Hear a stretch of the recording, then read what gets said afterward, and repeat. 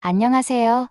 다시 찾아주셔서 감사합니다. 오늘은 일본에서 큰 사회적 이슈로 떠오르고 있는 기한 실종 현상, 조아츠 문화에 대해 깊이 있게 다뤄보려고 합니다. 이 문화는 단순한 실종을 넘어 일본 사회의 복잡한 문제들과 얽혀 있습니다. 조아츠란 자신의 신분을 숨기고 흔적 없이 사라지는 자발적 실종 현상을 의미하며, 이 현상은 일본에서 특히 독특하게 나타나는 사회적 문제입니다. 이제 조아츠가 왜 생겨났고 그 배경과 사회적 요인들을 살펴보겠습니다. 일본에서는 매년 약 8만 명의 실종 신고가 접수되며 그중 약 10%는 끝내 행방불명 상태로 남아 있습니다. 실종 사건 자체도 충격적이지만 그 이면에 조아츠라는 현상이 자리하고 있습니다. 조아츠는 증발이라는 뜻으로 스스로 자취를 감추고 완전히 새로운 삶을 시작하는 것을 의미합니다. 일본 사회는 비교적 오랜 기간 동안 이 문화를 간직해왔지만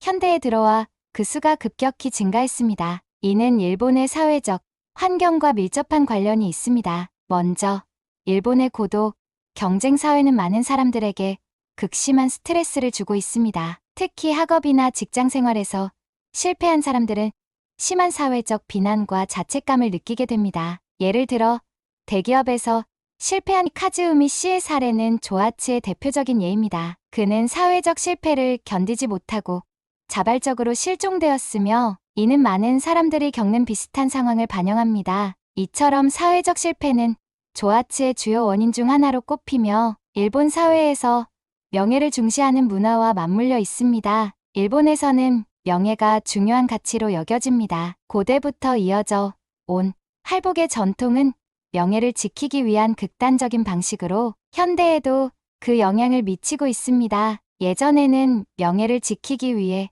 할복을 선택했다면 현대에는 그 부담을 벗어나기 위해 조아츠를 선택하는 사람들이 늘어나고 있습니다. 이는 명예와 자존심을 지키면서도 극단적인 선택을 피하려는 현대인의 새로운 방식이라 할 수 있습니다. 조아츠가 가능하게 만드는 또 다른 요인은 일본의 행정 시스템입니다. 일본에서는 개인 정보를 중앙에서 통합적으로 관리하지 않고 각 기관에서 따로 관리하는 방식입니다. 2016년 마이넘버 제도가 도입되었지만 2023년 기준 보급률이 65.9%에 불과합니다. 이는 사람들이 흔적을 남기지 않고 사라질 수 있는 환경을 조성하며 조아츠 현상을 촉진시키는 요인으로 작용하고 있습니다. 이러한 조아츠 현상은 경제적 요소와도 연결되어 있습니다. 대표적으로 밤이사 서비스가 있습니다. 밤이사 서비스는 사람들이 한밤중에 조용히 사라질 수 있도록 도와주는 이사 서비스로 조아츠를 선택한 사람들이 새로운 삶을 시작할 수 있도록 지원합니다. 차이타 씨라는 밤이사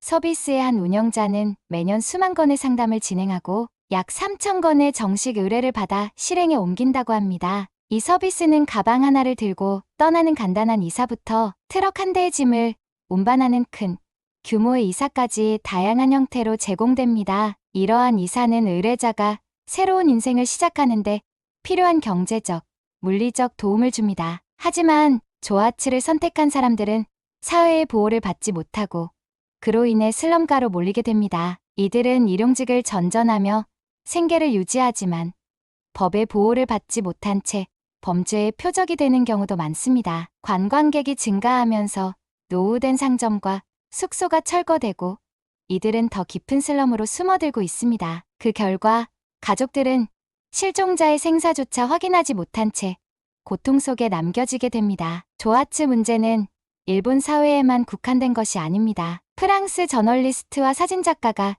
일본의 실종자 문제를 조사한 결과 자발적 실종이 자살보다 4배 많다는 사실이 밝혀졌습니다. 이들은 인간 증발이라는 주제로 다수의 사례를 취재하고 이를 전 세계에 알렸습니다. 그들은 실종된 사람들이 자신을 새롭게 만들고자 하는 심리적 요인과 사회적 압박감이 조아츠 현상의 주요 원인이라고 분석했습니다. 조아츠 현상은 영화나 문학에서도 자주 다루어졌습니다. 히라노 게이치로의 소설을 원작으로 한 영화는 남편이 죽은 줄로만 알았던 아내가 사실 남편이 다른 사람의 신분을 훔쳐 살아왔다는 충격적인 사실을 알게 되는 이야기를 다룹니다. 아내는 남편의 진짜 정체를 밝히기 위해 변호사를 찾아가며 그 과정에서 남편의 조아츠 배경이 드러납니다. 이러한 영화는 조아츠 문제를 대중에게 더 널리 알리며 그 심각성에 대한 사회적 경각심을 일깨우고 있습니다. 이처럼 일본의 조아츠 문화는 개인의 실종을 넘어